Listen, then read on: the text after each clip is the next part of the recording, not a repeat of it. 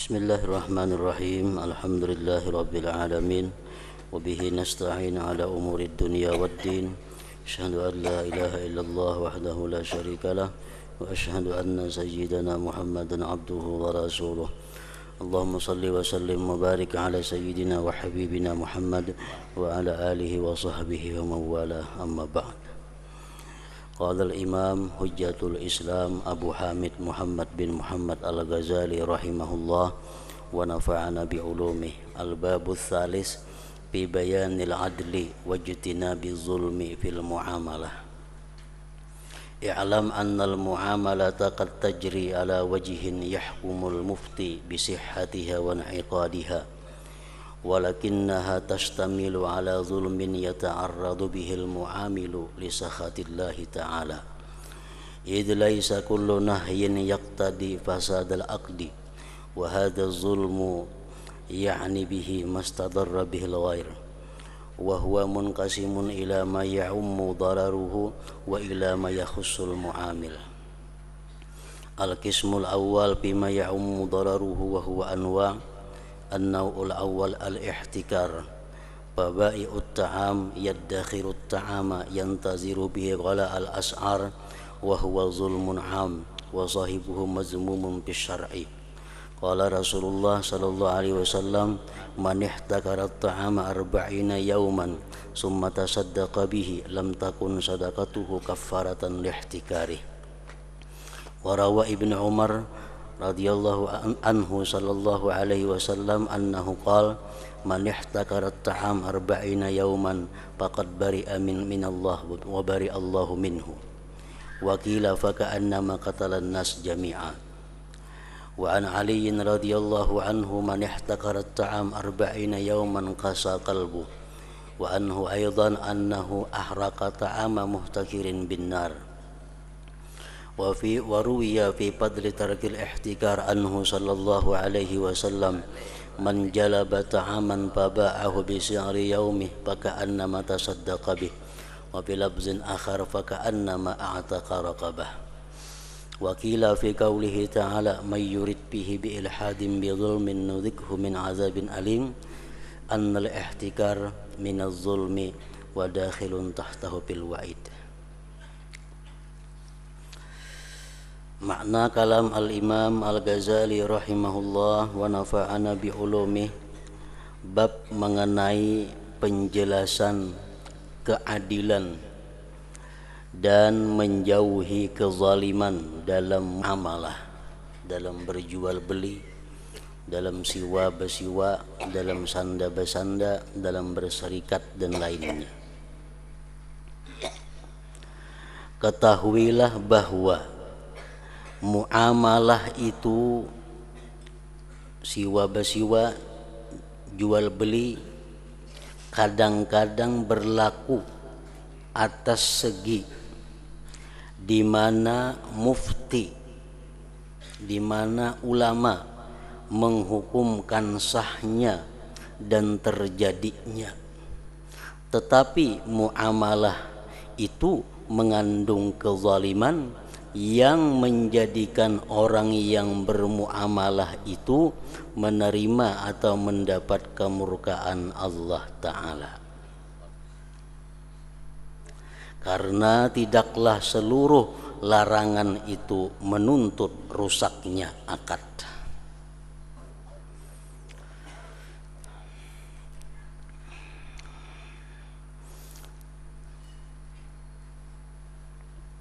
Dimaksudkan dengan kezaliman itu adalah sesuatu yang menjadikan mudarat kepada orang lain.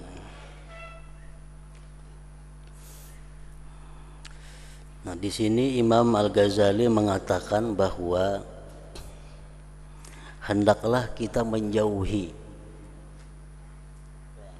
perilaku bermuamalah, berjual beli contohnya, di mana jual beli itu menurut hukum fikih sah,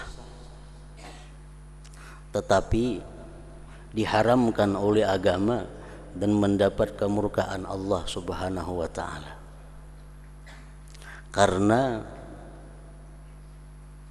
tidaklah seluruh larangan itu menuntut rusaknya akad. Banyak jual beli yang sah tetapi diharamkan menurut agama. Banyak jual beli yang sah menurut hukum fikih tetapi itu diharamkan oleh Allah Subhanahu wa taala. Di dalam kitab-kitab fikih banyak dicontohkan praktik-praktik seperti itu. Antara lain jual belinya sah tetapi diharamkan oleh Allah, yaitu jual beli dengan menyembunyikan cacat atau aib barang.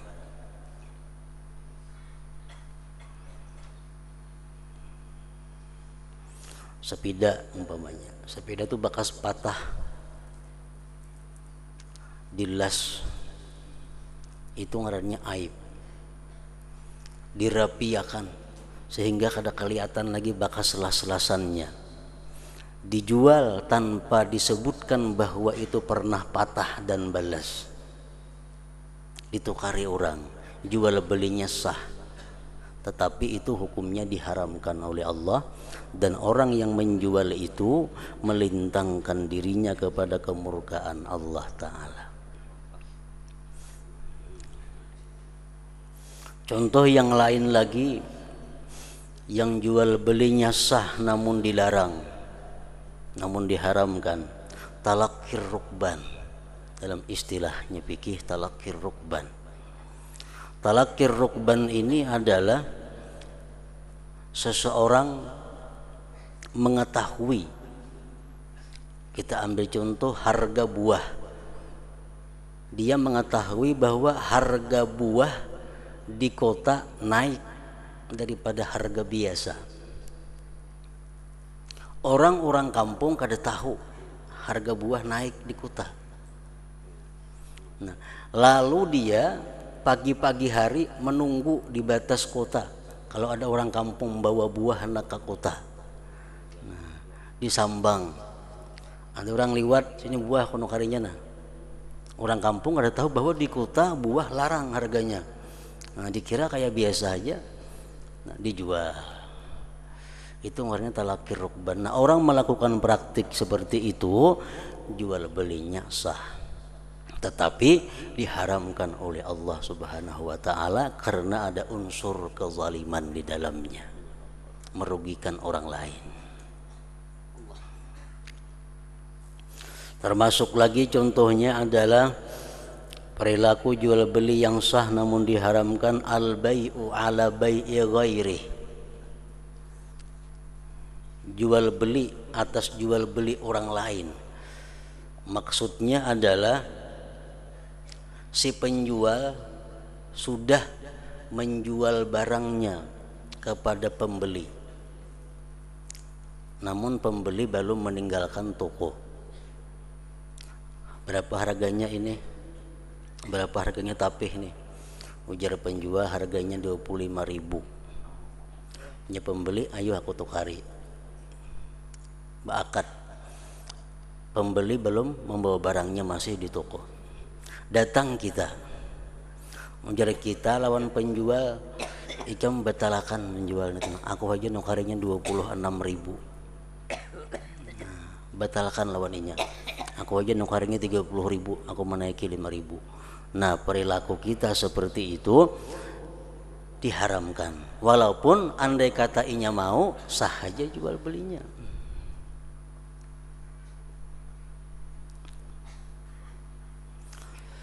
Termasuk lagi jual beli yang mengandung unsur haram walaupun sah adalah bai'ul inab mimma yattakhiduhu khamra. Kita menjual anggur kepada orang yang diyakini orang itu akan membuat arak. Berarti kita memberikan ini satu fasilitas untuk berbuat maksiat. Kita pedagang emas, ada laki-laki hendak nukar emas, sedangkan menurut keyakinan kita laki-laki ini akan memakai emas yang dibelinya daripada kita juali sah, tetapi kita melintangkan diri kepada murka Allah karena kita membantu dia berbuat kemaksiatan. Nah, barang apapun, benda apapun yang kita jual kepada orang yang menurut sangka kuat kita orang itu menggunakannya kepada maksiat, berarti kita melakukan hal yang dilarang oleh Allah, walaupun jual belinya sah. Ada orang hendak nukar semen, orangnya Kristen, yang maulah gereja aja, kita juali, nah berarti kita adalah memberikan jalan kepada orang untuk menyekutukan Allah Subhanahu wa taala. Jual belinya sah, namun itu mengandung haram di dalamnya. Jadi artinya setiap yang sah belum tentu baik. Belum tentu baik.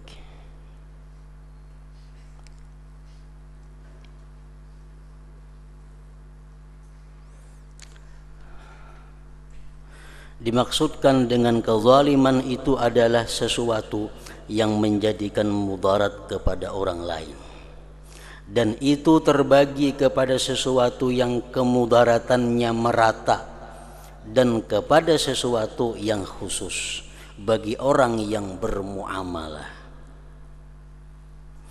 Bagian pertama mengenai sesuatu yang kemudaratannya merata, dan itu beberapa macam, yaitu macam pertama al-ihtikar, penimbunan, menyatuk barang.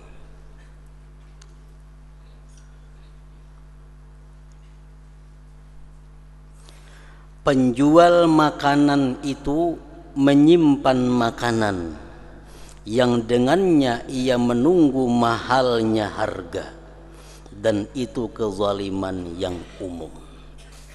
Artinya menyakiti orang banyak. Ini musim ngalih baras, orang sulit mencari baras, kita banyak isi baras, kada kita jual dulu sampai kena melambung harga baras tinggi. Nah ini ihtikar, ini kezaliman yang umum, pelakunya itu tercela menurut syariat. Dan hadis Rasulullah menyatakan orang yang berusaha macam itu pasti bangkrut usahanya.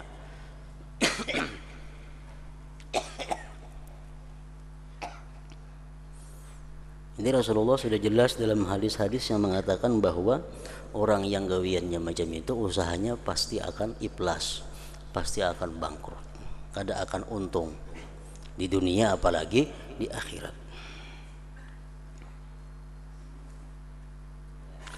Rasulullah sallallahu alaihi wasallam bersabda, "Man ihtakarat ta'ama arba'ina yauman thumma tasaddaqa bihi lam takun sadaqatuhu kaffaratan lihtikarihi." Artinya barang siapa menimbun makanan 40 hari. 40 hari itu kadang merupakan batas tertentu, walaupun sehari masuk.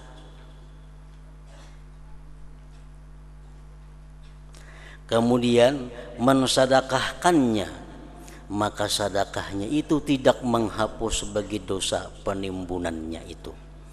Sedekahnya itu kadang mampu menebus dosa penimbunan itu.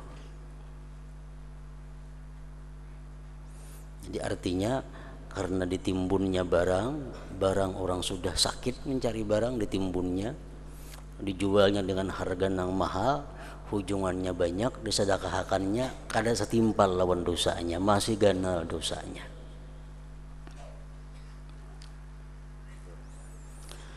Ibnu Umar radhiyallahu anhuma meriwayatkan dari Nabi sallallahu alaihi wasallam bahwasanya beliau bersabda, "Man ihtakarat ta'ama arba'ina yauman faqad bari'a minallah wa bari'allahu minhu."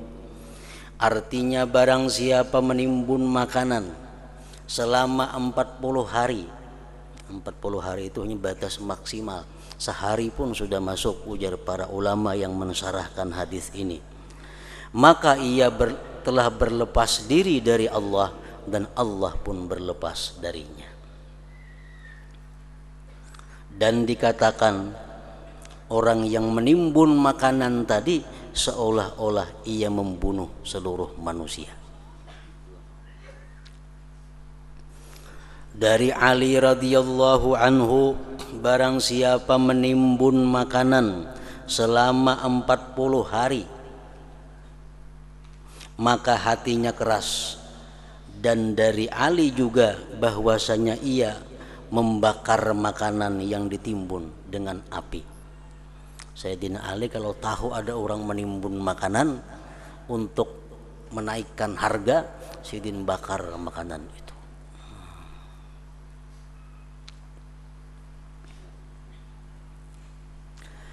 Dan diriwayatkan mengenai keutamaan meninggalkan penimbunan dari Nabi sallallahu alaihi wasallam, man jalaba ta'aman faba'ahu bi si'ri yaumihi faka'annama tasaddaqa bihi wa bilafzin akhar faka'annama a'taqa raqabah. Artinya barang siapa yang mendatangkan makanan lalu ia menjualnya dengan harga harinya, maka seolah-olah ia bersedekah dengannya. Dan pada lafaz yang lain, maka seolah-olah ia memerdekakan seorang budak. Makanan datang dari Banjar, nukar datang makanan, langsung isuk dijualnya dengan harga hari itu juga. Kadang menunggu mahalnya, kadang menunggu larangnya, hari itu langsung dijualnya. Nah, dijual tapi pahalanya seolah-olah itu dapat pahala sedekah. Dan pada lafaz yang lain, maka seolah-olah ia memerdekakan seorang budak. Hadis lain dalam beberapa kitab disebutkan, ma min jalibin yajlibu ta'aman ila baladin min buldanil muslimin fayabi'uhu bi si'ri yaumihi illa kanat manzilatuhu manzilatas syahid. Barang siapa yang membawa makanan ke negeri orang muslimin, dia jual dengan harga hari itu juga. Kada salang ditimbun, kada salang ditumpuk, kada salang menunggu larang, melainkan adalah derajatnya orang itu di sisi Allah sebagaimana derajatnya orang yang mati syahid.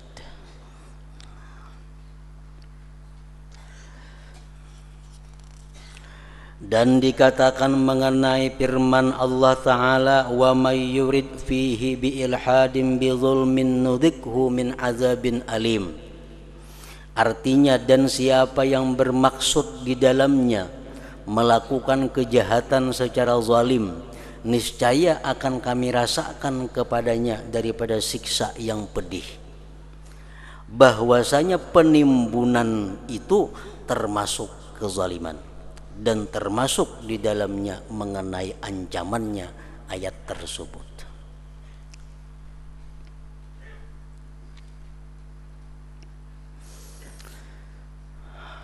Dari sebahagian salaf bahwasanya ia berada di Wasit.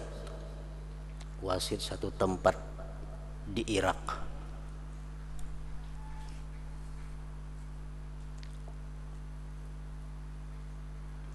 Lalu ia menyiapkan seperahu gandum ke Basrah. Ia menyiapkan sekapal gandum untuk dikirim ke Basrah. Basrah kota juga di Irak. Dan salaf tadi ia menulis kepada wakilnya, kepada wakil yang di Basrah, juallah makanan itu pada hari masuk Basrah dan jangan menundanya sampai besok. Suratnya jam itu kepada wakilnya. Begitu sampai makanan ini ke Basrah, langsung jual saat itu juga, jangan menunggu esok.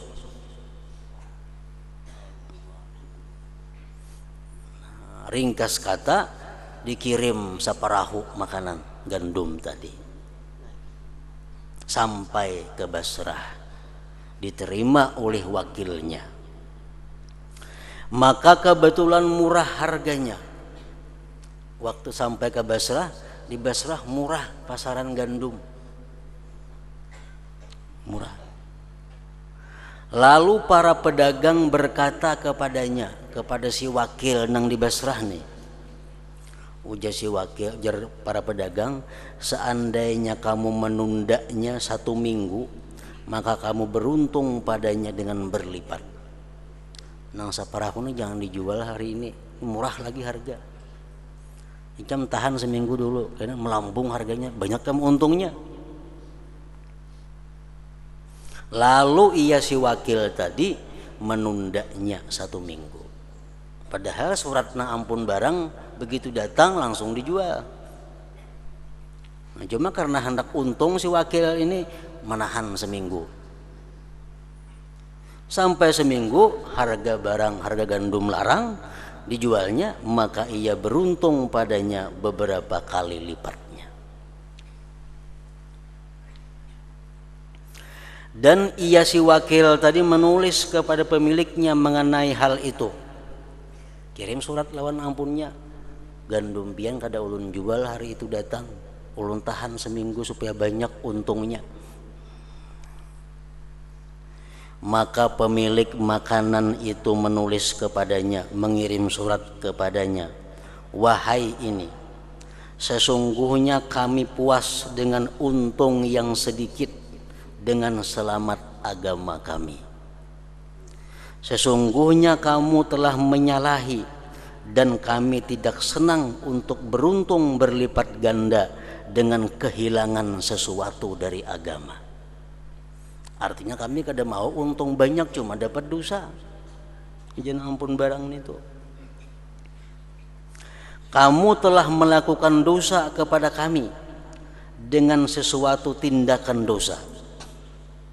Apabila suratku ini sampai kepadamu, maka ambillah seluruh harta itu dan sedekahkanlah harta itu kepada orang-orang fakir Basrah.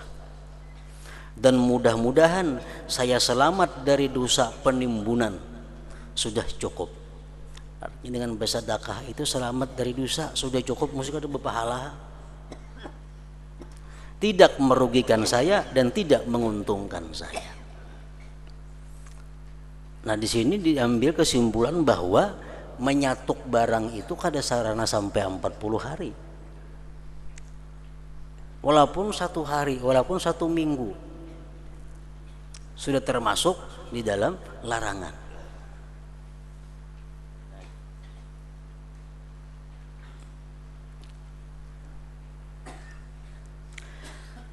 Ketahuilah bahwa larangan itu mutlak. Dan pandangan dengan itu berkaitan dengan waktu dan jenis. Kada boleh menyatuk barang. Barang apa nang kada boleh disatuk itu. Dan apabila waktunya kita kada boleh menyatuk barang itu. Nah, ini yang jadi masalah. Apakah hanya makanan nang kada boleh disatuk,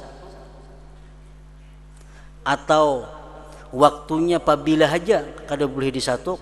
Nah, itu yang jadi pembahasan oleh para ulama.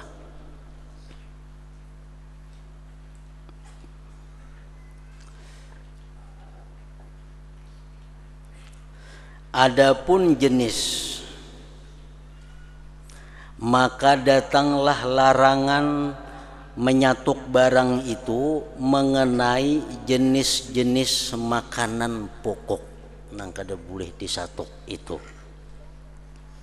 Nang kada boleh disatuk itu makanan pokok.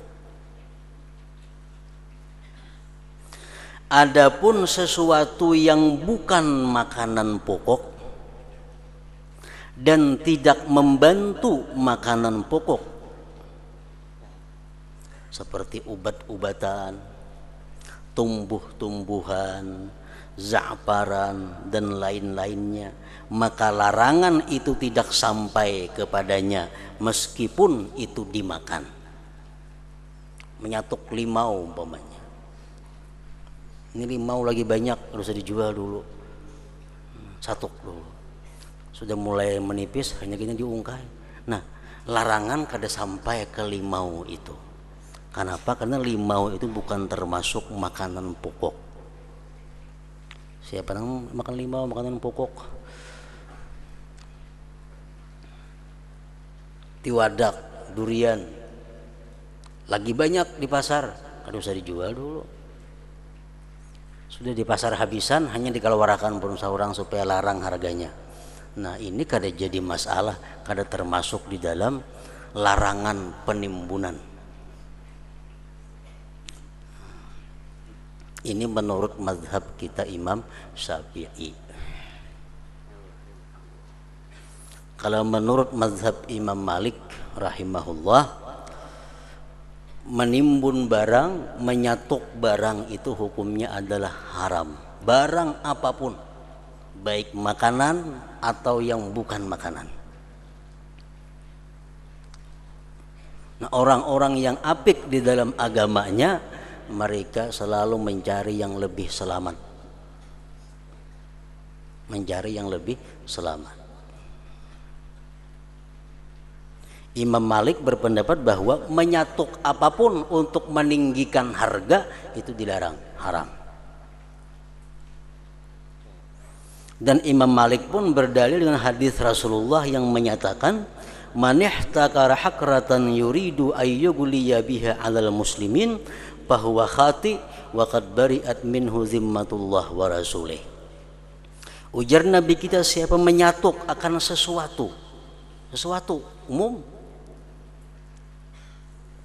mengapakah dia ingin agar melarangkan harganya atas kaum muslimin, maka itu orang khati, orang itu salah, dan berlepas daripadanya tanggungan jaminan dari Allah dan Rasulnya.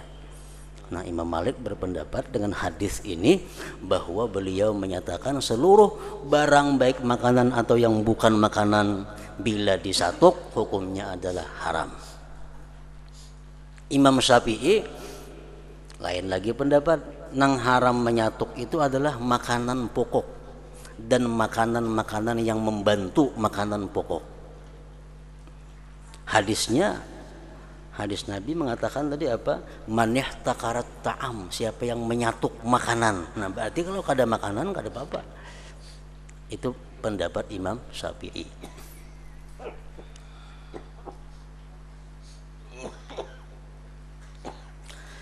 Adapun sesuatu yang menolong makanan pokok, ini bukan makanan pokok, cuma pendamping makanan pokok, seperti daging, buah-buahan, dan sesuatu yang menutupi tempat ketertutupan yang tidak membutuhkan terhadap makanan pokok pada sebagian keadaan, meskipun tidak mungkin kekal atasnya, maka ini di dalam tempat pembahasan. Artinya terjadi perselisihan pendapat para ulama. Menyatuk buah-buahan boleh atau kada, menyatuk daging boleh atau kada. Nah, ini perselisihan pendapat. Maka dari ulama ada orang yang menyampaikan keharaman, haram pada samin. Samin itu bahasa Arab, lain bahasa kita. Bahasa Arab artinya adalah minyak, madu, minyak siraj, susu kental, minyak guring, dan apa yang berlaku pada tempatnya. Nah, sebagian ulama ada yang mengatakan bahwa menyatuk itu termasuk yang diharamkan karena itu merupakan pendamping makanan pokok. Menurut sebagian ulama lagi itu kada haram karena bukan makanan pokok.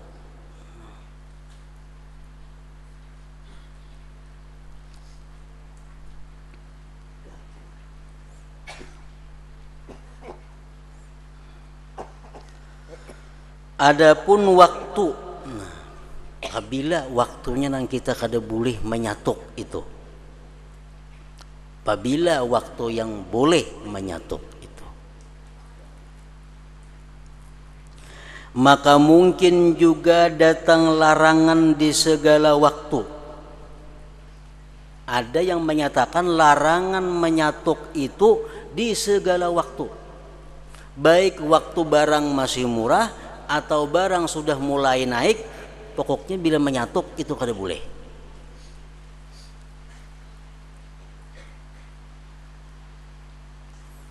Dan atasnya ditunjukkan oleh kisah yang telah kami sebutkan mengenai makanan yang menjumpai kemurahan harga di Basrah. Macam kisah seorang salaf tadi, begitu datang barang ke Basrah, harga anjlok di Basrah. Tetap beliau menganggap bahwa itu kada boleh disatuk, jual seanjlok-anjloknya,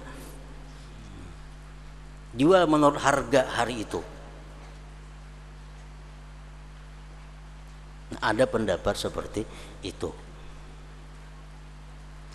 dan mengandung kemungkinan untuk tertentu dengan waktu sedikitnya makanan dan kebutuhan manusia kepadanya, sehingga dalam penundaan penjualannya terjadi kemudaratan apapun.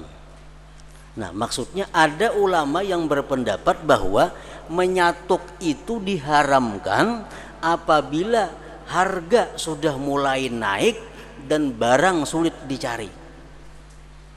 Itu kada boleh disatuk. Ini beras sudah mulai langka, harga sudah naik, disatuk, nah itu nang kada boleh.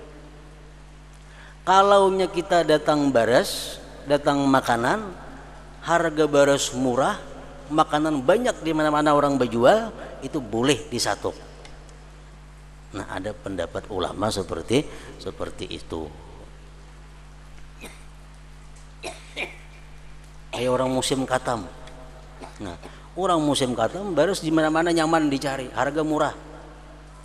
Satu kayak dulu beras. Satu. Nah, boleh aja menyatuk waktu itu. Tapi kalau sudah makanan mulai sulit dicari, harga sudah mulai naik, dan di situ kita kada boleh lagi menyatuk makanan. Kada boleh menyatuk makanan.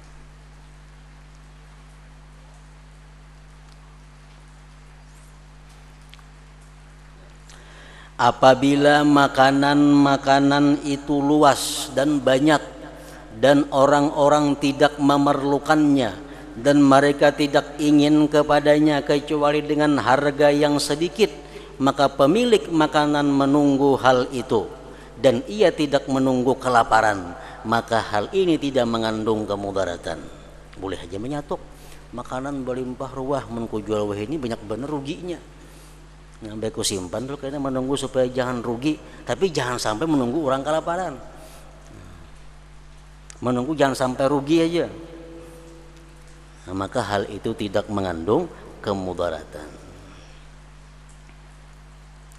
Apabila masa itu masa kelaparan, masa peciklik, maka di dalam menyimpan madu, minyak samin, minyak wijin dan sebagainya mengandung kemudaratan, maka sayogianya untuk diputuskan keharamannya, haram menimbunnya. Nah, kalau sudah masa-masa peciklik, masa di mana harga semua barang pokok larang, jangankan menimbun makanan, menimbun sesuatu yang mendampingi makanan pun hukumnya haram. Minyak lala, minyak gas. Ya Allah, minyak gas itu membantu yun. Makanan pokok nggak ada minyak gas, saya menyalahi api.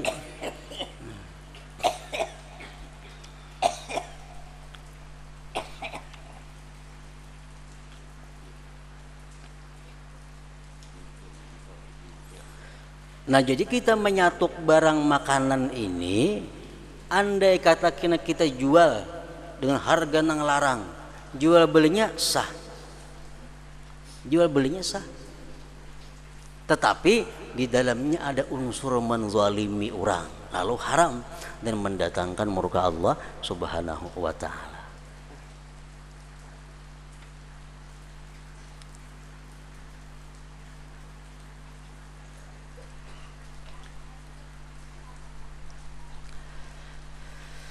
Di dalam meniadakan pengharaman dan menetapkannya pengharaman digantungkan atas kemudaratan, karena hal itu dapat dipahami dari sisi makanan secara pasti dari kekhususan makanan. Jadi haram kadanya menimbun makanan itu haram kadanya tergantung kemudaratan orang. Kalau ini kusatuk makanan orang jadi mudarat, haram berarti. Kalau ini barang kusatuk orang kada mudarat, kada apa-apa.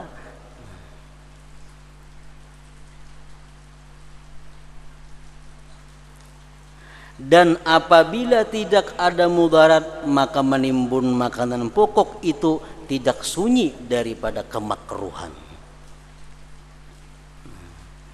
Menimbun makanan pokok tuh, walaupun orang kada sedang kelaparan, kada haram, tapi kada lepas daripada kemakruhan.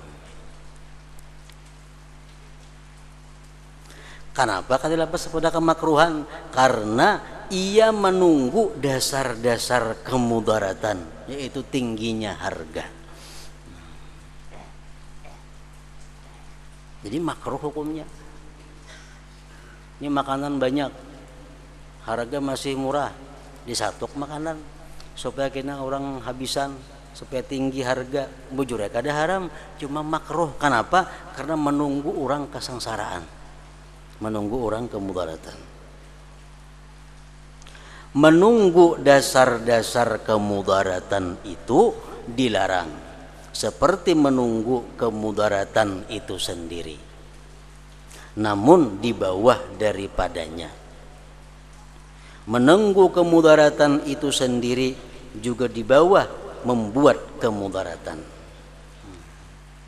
Kalau sudah orang paciklik, harga sudah naik, kita satok, itu ngarannya kita memudaratkan orang. Jelas sudah haram.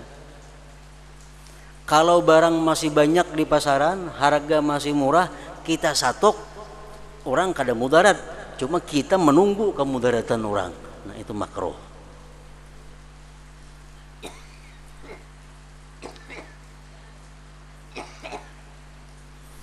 Maka dengan tingkat kemudaratan itu berbeda-bedalah tingkat kemakruhan dan keharaman. Dan secara jumlah perdagangan pada makanan pokok itu termasuk sesuatu yang tidak disunatkan, tidak dianjurkan. Artinya kalau kita hendak berusaha, kalau kita hendak berdagang, jangan berdagang bahan makanan pokok.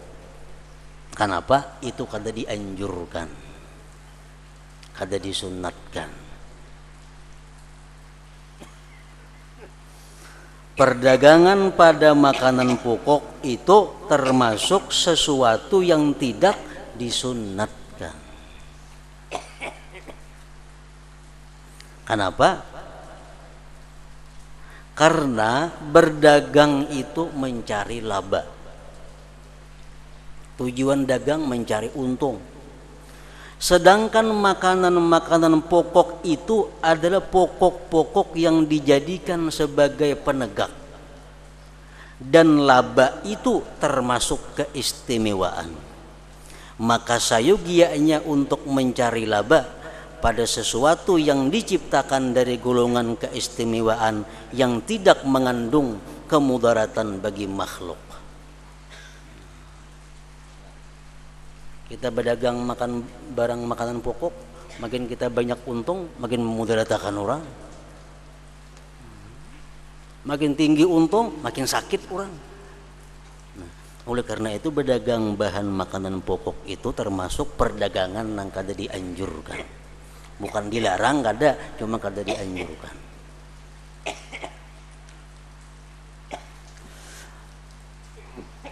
Oleh karena itu sebagian tabi'in berwasiat kepada seorang laki-laki sambil berkata, janganlah kamu serahkan kepada anakmu mengenai 2 penjualan dan 2 pekerjaan.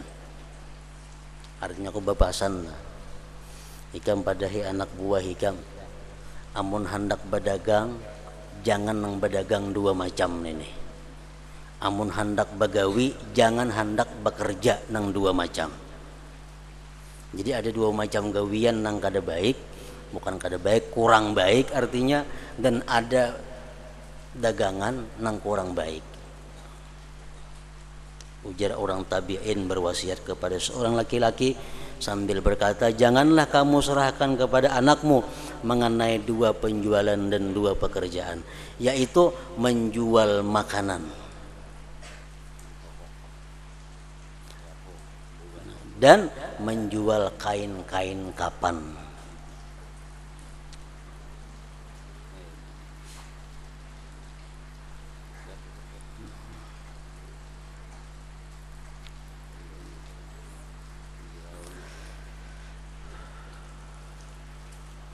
Menjual pekakas orang mati artinya. Karena hal itu mencita-citakan kemahalan. Orang berdagang pastinya banyak untung. Sedangkan makanan pokok itu adalah tunggak kehidupan. Makin kita banyak untung, makin sengsara manusia. Orang berjual kapan kenapa kada baik? Kenapa dianggap di sini jangan berjual kain kapan, gawian? Karena mencita-citakan kematian orang-orang.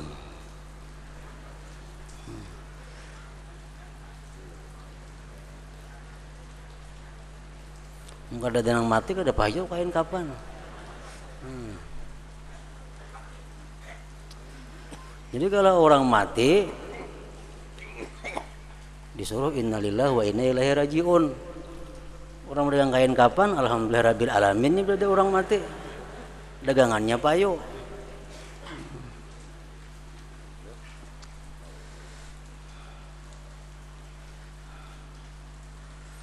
Nah, jadi mun hendak berusaha berdagang, amun kau menghindari jangan berjual bahan makanan pokok, baras contohnya, dan jangan hendak berjual pekakas untuk orang mati. Dan 2 pekerjaan yang jangan digawi. Satu adalah ia menjadi tukang sembelih, penyembelihan. Karena pekerjaan itu adalah pekerjaan yang mengeraskan hati. Kayaknya katuhukan menyembelih binatang timbul pamurunan lawan orang. Keras hati. Masalah orang bisa disembelihnya juga ada karuan kayaknya. Karena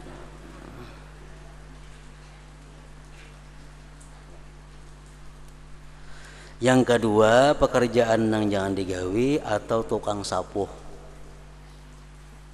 Tukang sapu utas, tukang sapu galang. Karena ia menghiasi dunia dengan emas dan perak. Gitu.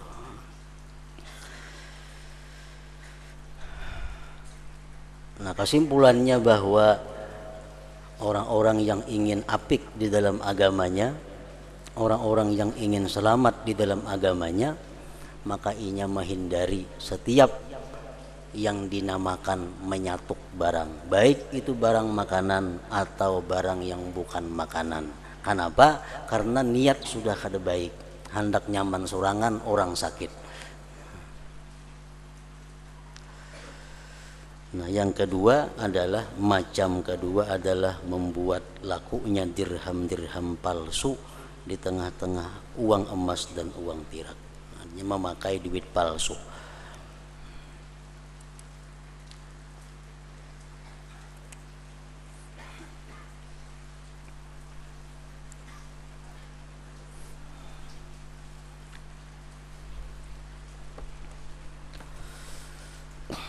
Afdalul dzikri fa'lam annahu la ilaha illallah Muhammadur